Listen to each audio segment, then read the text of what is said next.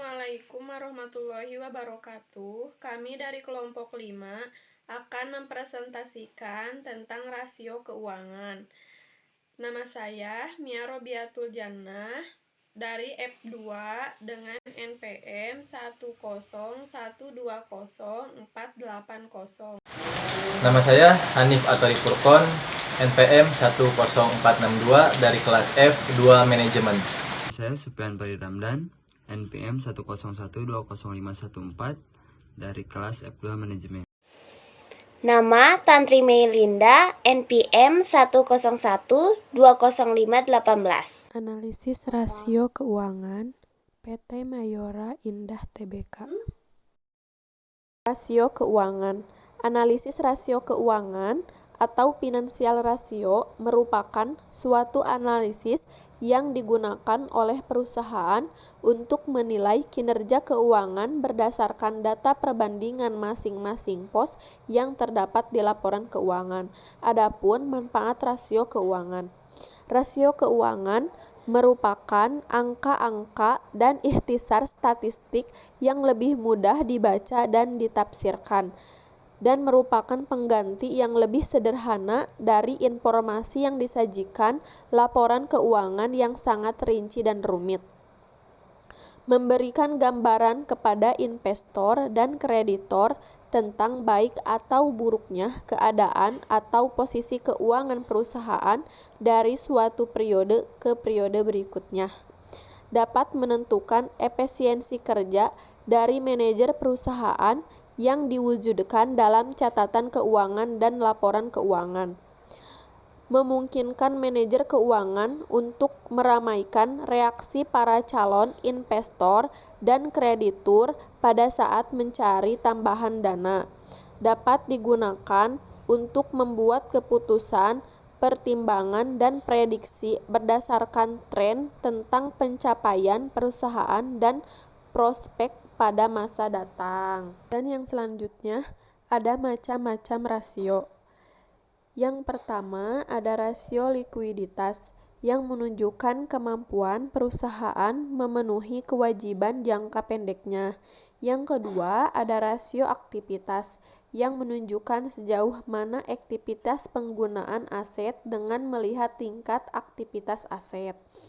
Yang ketiga ada solvabilitas, mengukur sejauh mana kemampuan perusahaan memenuhi kewajiban jangka panjangnya.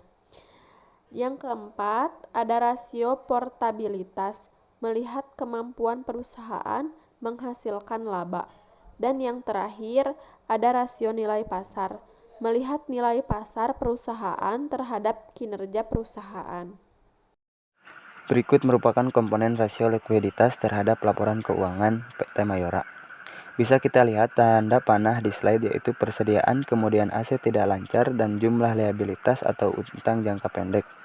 Kemudian kita masuk pada perhitungan dari rasio likuiditas. Pertama, current ratio atau rasio lancar dengan rumus aset lancar dibagi liabilitas lancar. Sudah tersedia angka yang tersaji dari laporan keuangan PT Mayora dan hasilnya adalah 2,6 kali. Hasil dari current ratio yaitu 2,6 kali. Artinya, setiap Rp1 utang lancar dijamin oleh 2,6 kali aktiva lancar.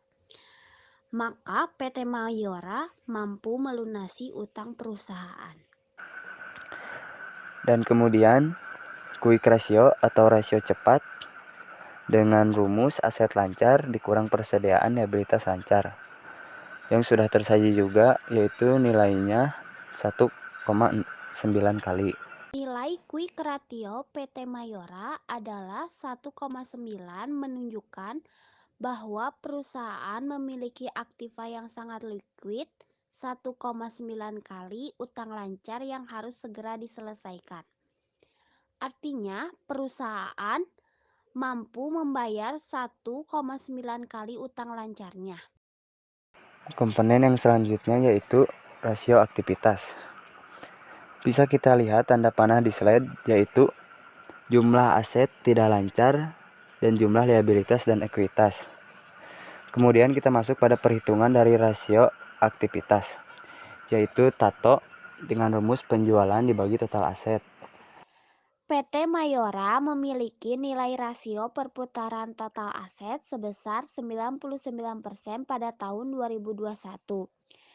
Itu mengindikasikan bahwa setiap rupiah yang diinvestasikan untuk membeli total aset perusahaan akan menghasilkan return atau pendapatan sebanyak 99%. Semakin tinggi nilai rasio ini, semakin bagus perusahaan dalam memaksimalkan aset. Dan kemudian patok, yaitu dengan rumus penjualan dibagi total fixed asset. Nilai rasio perputaran aset tetap PT Mayora yaitu 290%. Artinya pada tahun 2021, setiap rupiah yang diinvestasikan pada aset tetap akan menghasilkan pendapatan 290%.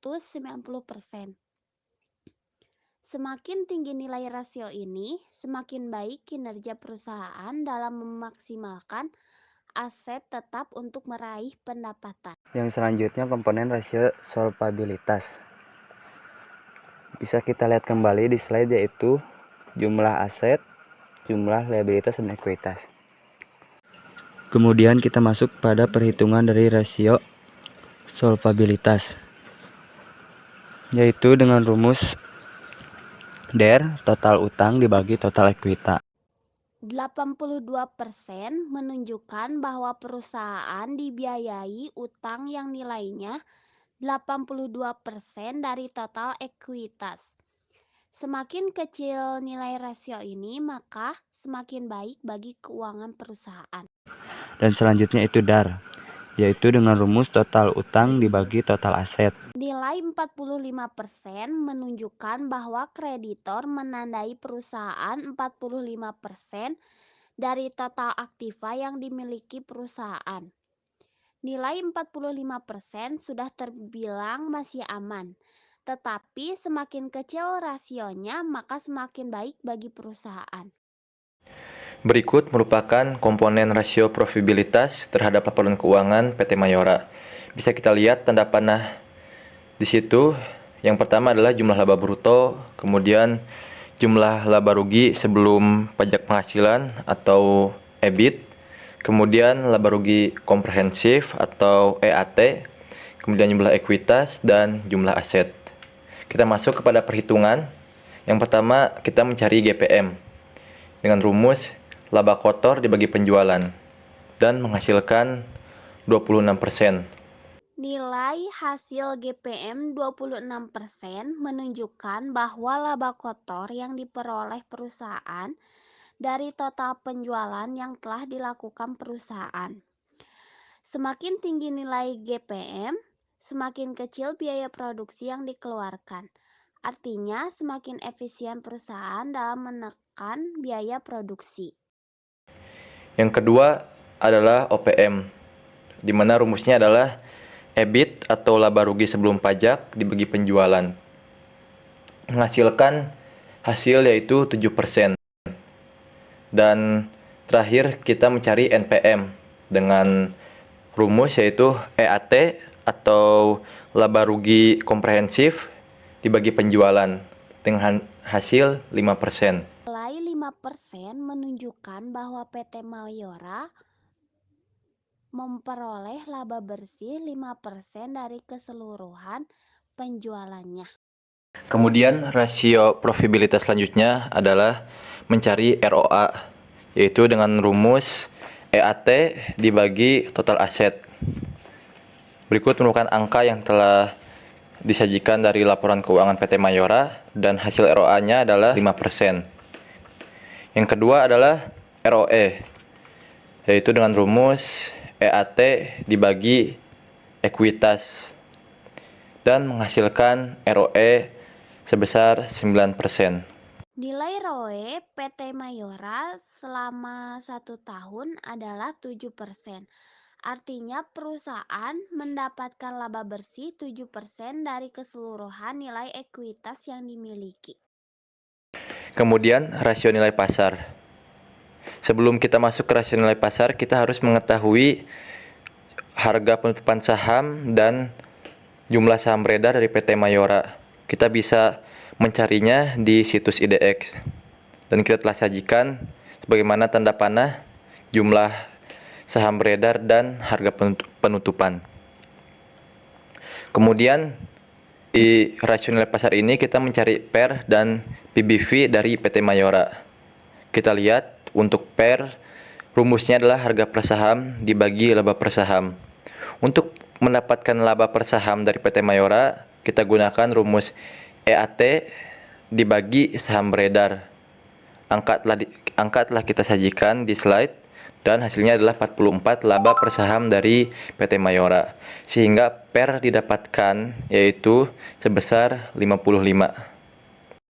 Kemudian PBV. Rumus dari PBV ini adalah harga per saham dibagi nilai buku perusahaan.